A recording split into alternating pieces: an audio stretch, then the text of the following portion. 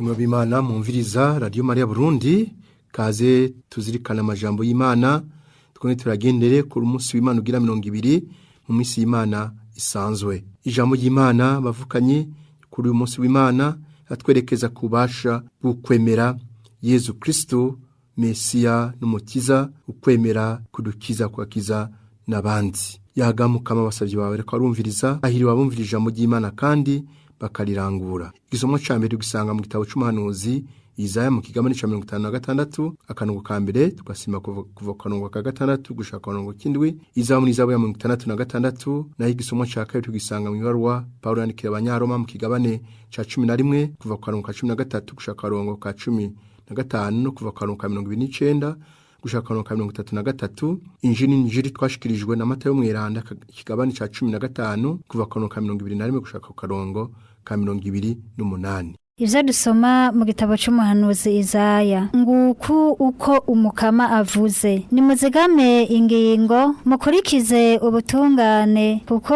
urukiza rwanje ruri hafi gushika kandi ubutungane bwanje buri mu kwibonekeza. Abana b'abanyamahanga bazokwemera umukama kugira ngo bamukorere bagakunda izina ry'umukama kandi bakamubera abasuku. Uwo wese azokubahiriza isabato ntayihumanye akihambirira ku isezerano ryanje nzobazana ku musozi wanje mweranda ndabuzuze akanyamuneza mu ngoro basengeramwo. Inkuka zabo n'imbagwa zabo zizokwakirwa ku ruhimbi rwanje kuko ingoro yanje izokwitwa ingoro ibihugu byose bisengeramwo. Iryo ni ijambo ry'umukama.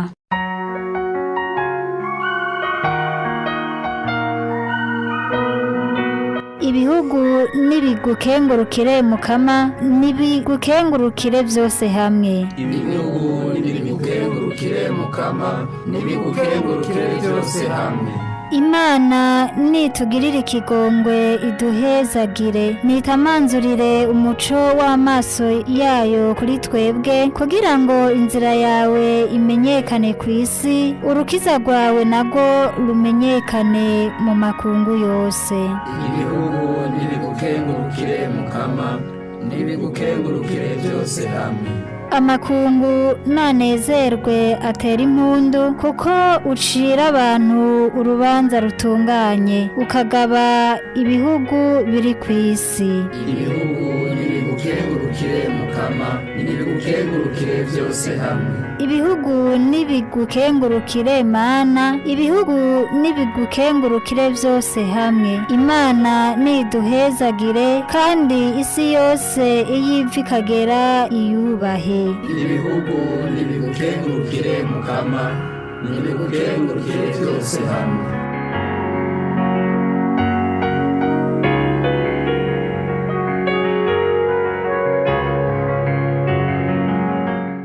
Igisomwa ca kabiri ivyo dusoma mw'ikete umutumwa Paulo yandikiye abanyaroma. Ndababwiye mw'abanyamahanga mwe kandi ndumutumwa mu banyamahanga kandi ko ntera iteka ubutumwa bwanje kugira ngo bishobotse ntera ishari abo dusangiye akabira kandi nkize bamwe muri bo. None ko gutabwa kwabo kwasubije hamwe isi n'Imana ukugarukanwa kwabo kuzomera gute atari nk'ukuzuka bava mu bapfuye. Nanone Imana ntisubira kuvyo yatanze canke ngo ihebe abo yitoreye nk'uko mwebwe kera mwagambarariye Imana ubu mukaba mwaragiriwe ubuntu kubera ubugambarazi bwabo niko nabo nyene ubu bagambarariye Imana kubera ubuntu mwagiriwe kugira ngo nabo nyene babugirirwe vuba. Niko Imana yarugaranya abantu bose mu bugambarazi baraheza barayigambararira kugira ngo ishobore kubagirira ubuntu bwose. Iryo ni ijambo ry'umukama.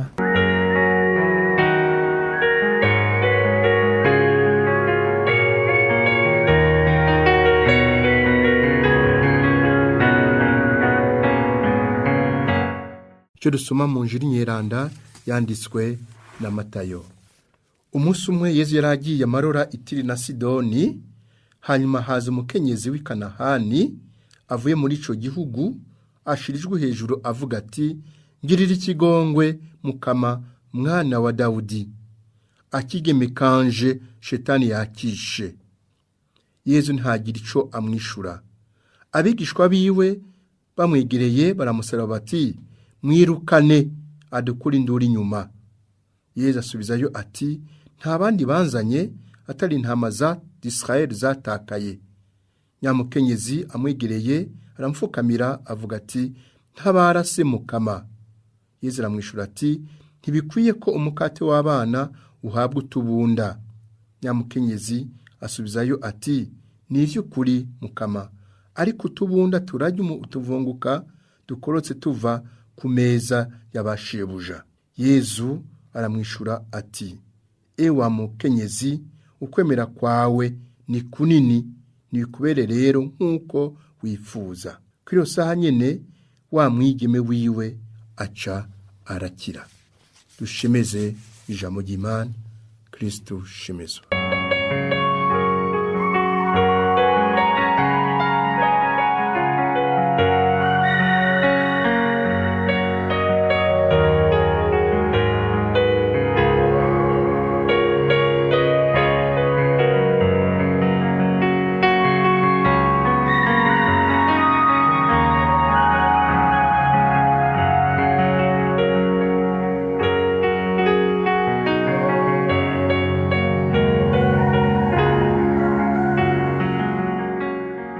Bakundwa b'Imana mumviriza Radio Maria Burundi, amahoro ya Kristo nahangame mu mishaha yanyu. Twaje kumva ibisomwa byo kuri Dominika ya 20 mu misi y'Imana isanzwe. None tubizirikane dufatiye kuri amajambo ashira habona ukwemera kunini k'umukenyezi munyakanahani, kandi ukwemera kwatumye aronka cyo yifuza, cereko rasaba gukira kumwigeme wiwe shetani yari yishe. Ewe mugore, kwemera kwawe ni kwinshi, ni kubere rero nkuko bishaka. Kuri iyo saha nyene umwigeme wiwe acarakira.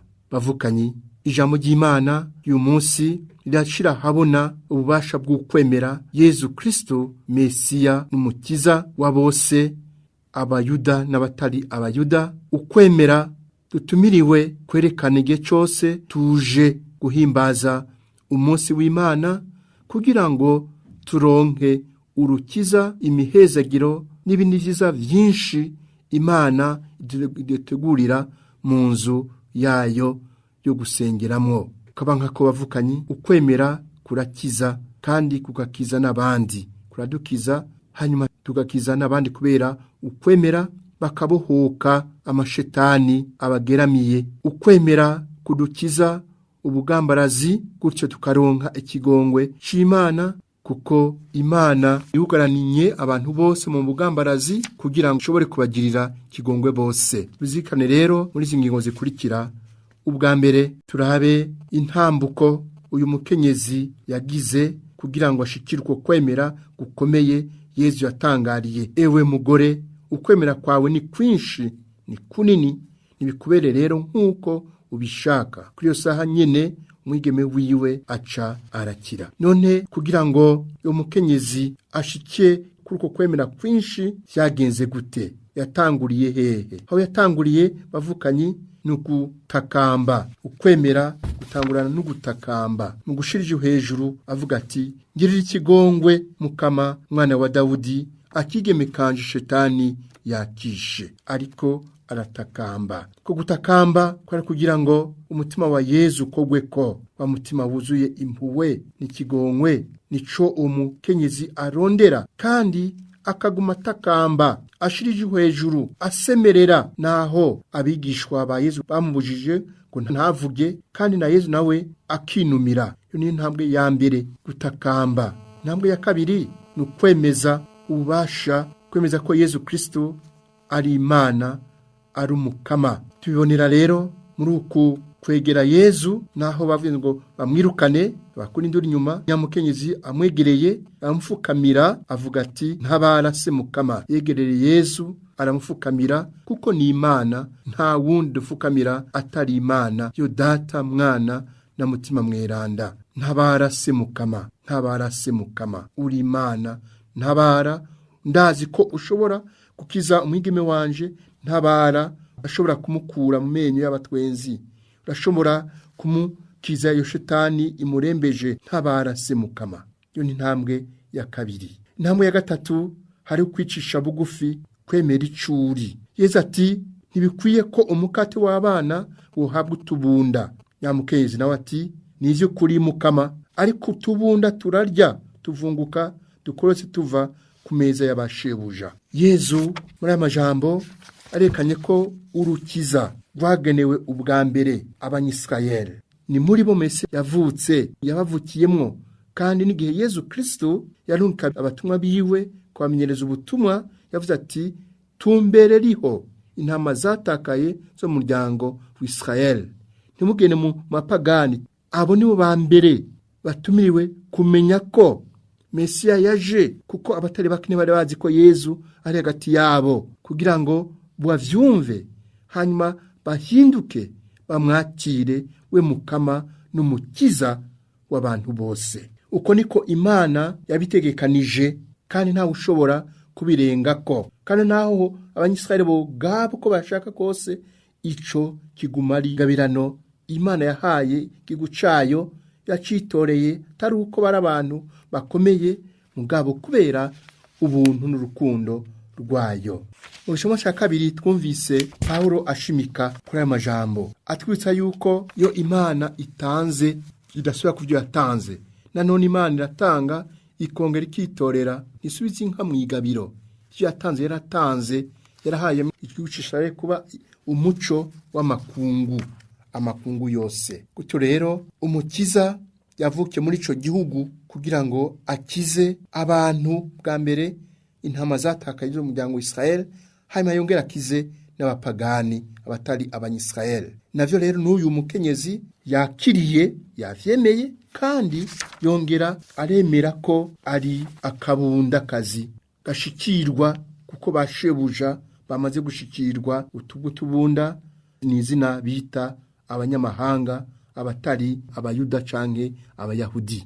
Uko niko rero bavukanyi uwo mukenyezi yaronse ico yifuza, ico ashaka ko umwana wiwe akira. Ewe mugore, ukwemera kwawe ni kunini, kwemera kwawe ni kunini, nibikubere rero nk'uko ubishaka. Ico yashatse yarakironse kubera ukwemera. Kiyo saha nyene mwigeme wiwe aca arakira. Bavukanyi bakundwa b'Imana, ukwemera Yesu Kristo Umukama n'umukiza kurushoboza vyose, nta na kimwe kinanira uwemera Yesu Kristo. None twubahuke gutakambira Umukama mu bitugora bitari bike n'ibigora abavukanyi. Hariho abizirwa n'umutima w'ugwanko, w'inzigo, ishari, eka n'ubwicanyi. None twubahuke gutakambira Umukama mu kwemera, kugira ngo ikidukize dukirize abacu, yongere ikize abantu bose bagowe, abavukanyi dusangiye ubuntu, abavukanyi dusangiye kwemera, eka abantu bose, kuko Imana ishaka gukiza abantu bose. Ntiduhengeshanye gutakamba, ntitwihebure bavukanyi, tubigirane umutima uciye bugufi. Imana nayo izotwumvira kubwa Yesu Kristo Umukama n'umukiza wacu. Iyo Mana kandi bavukanyi niyo tuza gusenga ku munsi wayo, nayo ikatwakira mu nzu yayo yo gusenga, ho Yesu mitabenakoro yamaturindiriye. Niyo ngingo ya kabiri, Imana yakira bose mu ngoro yayo. Twavyumvise mu gisomwa ca mbere muri aya majambo, kuko ingoro yanje izokwitwa ingoro abantu bose basengeramo. Bavukanyi bakundwa b'Imana, turi umuryango w'Abakristo, igihugu c'Imana c'abasaserdoti. Tumukuza guhimbaza umunsi w'Imana nk'uko itegeko ry'Imana ritubwira, ni bwizwa rya gatatu. Umunsi w'Imana tuza dukoranira hamwe mu ngoro y'Umukama, tuza guhimbaza isabato, kuko Yesu ntiyazutse ku isabato, yazutse nyuma y'isabato. Dukoranira mu nzu yo gusengeramo. None twubahuke gutakambira Umukama, kuko Umukama nawe aratwumva kandi akatwishura, kaba nkako turabacumuzi. None ikigongo c'Imana kigenewe bose, atanumwe avuyemo, Abayuda n'abatari bo, Abakatolika n'abataragatolika, abantu bose.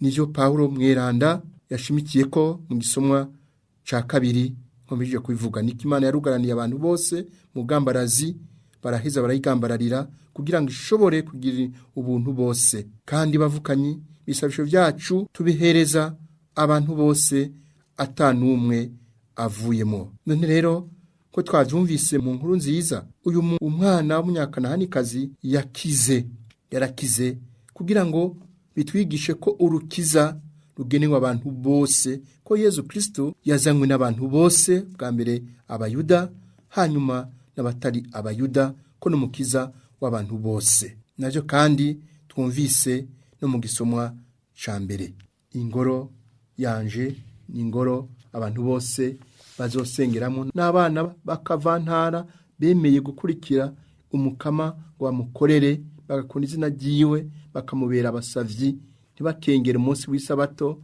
kandi bakagumye ibanga ry'isezerano ryanje. Abo bose bararonka imigisha n'imihezagiro biva ku Mana. Kugira ngo rero urukiza tururonke bavukanyi, tuje gusenga, kupfa kuza gusenga gusa, ariko hariho imyifato Imana idusaba. Ivyo Imana idusaba ko twavyumvise mu gisomwa ca mbere, kugira ngo urukiza rw'Imana dushikire muri Yezu Kristo. None hakenewe iki? Hakenewe gukurikiza ukuri, kuva mu kinyoma, kugira ubutungane, twirinde akarenganyo, twongere twisunge ivyo Imana itubwira. Nuko kandi ugukorera umukama, gukunda izina ryiwe, kumubera abasavyi, ntidukengere umunsi w'Imana, uje kwirimira, uje gukora icyo twishakiye, kubahiriza umunsi w'Imana no kugumya ibanga ry'isezerano n'Imana, kugenda amabwirizwa y'umukama. Ivyo rero bavukanyi bizotuma urukiza rw'Imana dushikira, kuko tuza twiteguye kandi atakindi dushaka atari gukurikiza ijambo ry'Imana, naho ari ngwano ya misi yose. None umukama ija turonsa twisunze ivyo atwigisha dusaba nibiti. Twavyumvise mu gisomwa ca mbere, zobajana ku murambi mweranda wa iwanje. Kuri twebwe abakristo, nuko imukama zo tujana mwijuru, iyo turindiriye Yesu akatubera inzira dushikana mwijuru. Hariho kandi kuturonsa akanyamuneza mu ngoro yayo nyeranda, ariko kandi Imana ikakira inkuka n'imbarwa, kazakira kuri altari yiwe. Inkuka n'imbarwa n'ubwa mbere twebwe nyene, n'imitima yacu yigaye ko turi abacumuzi, nka wa mutoza kori agena gusenga avuga ati Mana yangira ikigongwe, je munyabicumuro, akagenda agabanye, kuko umukama araba umutima uciye bugufi. So umutima wishima n'umutima uciye bugufi wigaye ni utuma tugabana ivyiza, haba tukitanga bwa mbagwa nzima duhereza Imana umutima wacu n'ibiwugize vyose, ugushaka kwacu, ubwenge bwacu, umuzirikanyi wacu, n'ububasha dufise, ubushobozi dufise bwo kwibuka no kubika, ivyo vyose tukabihereza Imana, tutibagiye n'umubiri wacu, ngo ingingo z'umubiri zose ntizisubire kugwanira igicumuro, ariko zigwanira ubutungane bw'Imana. Dukoresha ingingo zacu ico Imana ishaka, ururimi rwacu mu guhezagira Imana, mu kwirinahaza, mu kuvuga neza abandi, tubasabira. Maguru yacu tutihuta gukwiragiza ibinyoma n'insaku, twihuta gufasha abavukanyi, amaboko yacu gukorera abandi neza muri vya bikorwa vy'ikigongwe. Ngo niko zoba turiko turihereza, maze umukama twakire kumwe ni na Yezu Kristo yihereza Data we nkuka nzima nyeranda itagira gatosi. Ivyo vyose bikabera mu ngoro y'umukama, kuko ni ngoro abantu bose basengeramo. None bavukanyi, igihe cyose tuje guhimbaza umunsi w'Imana mu nzu y'umukama, no kugira ngo twumvirize ijambo ryayo, ijambo ritumurikira, maze reka dutegurira guhura na Yezu Kristo, twakira mu Karistiya, we mukate muzima wamanutse uva mu ijuru. Uronse Yezu kandi aronkana n'iviza vyose biva ku Mana. None rero bavukanyi, twihute tuja guhimbaza umunsi w'Imana, wa munsi w'intsinzi, wa munsi w'izuka Yesu yapfuye akazuka, agatsinda urupfu, agatsinda inabi, agatsinda igicumuro. Bitubere umunsi mukuru n'akanyamuneza, duhitanane tugende guhimbaza umunsi w'Imana. Tubiyagiye kuri bose bishoboka kuja mu misa mu ndwi hagati. None rero uko duhimbaza neza umunsi w'Imana niko kajyo tuba turonse ko gutera imbere mu bweranda, mu rukundo rw'Imana n'abavukanyi, kubera ijambo ry'Imana na Yesu Kristo yamfungurwa y'umutima wacu. Uko niko rero tuzoba turiko turahimbaza umunsi w'Imana tutawuhumanije. Uko niko tutazohengeshanya kwihambirira ku ciza, kandi twifuza guhinduka mu kuba mu butungane, mu kuzigama ingingo, gukurikiza ubutungane, eka no gutera mu bweranda, turondera gukora neza ishaka ry'Imana. Gutyo rero bavukanyi, dukunde umunsi w'Imana, tuze twihuta n'akanyamuneza guhimbaza uwo munsi, imitima yugurukiye Imana, kugira iyo Mana itwuzuzemwo ivyiza iba yaduteguriye ku munsi, ko n'Imana idukunda, Imana itugaburira ijambo ryayo, Imana itugaburira umukate muzima ari we Yesu Kristo, kugira ngo dukure dukomere mu rukundo. Ariko kandi tuje gusenga turonka n'imihezagiro, navyo twumvise mu Izaburi, Imana niduhezagire, kandi si yose iyo ivikagera iyubahe. Twifuza ngo abantu bose bubaha Imana, bubahe umunsi wayo. Ese Yesu Kristo twakira mu Eucharistia yo tuzanira urwo rukundo, imigisha n'imihezagiro dukeneye, kugira ngo urwo rukundo tugwerekane hagati yacu, twongere twifurize abandi ineza. Byo wacu Bikira Mariya nadusabire. Mwari kumwe na Padiri Paul Butoyi, umukama n'abahezagire, yongere abazigame. Murakoze. Nimwumvirize ijwi ryanje, nzabimpa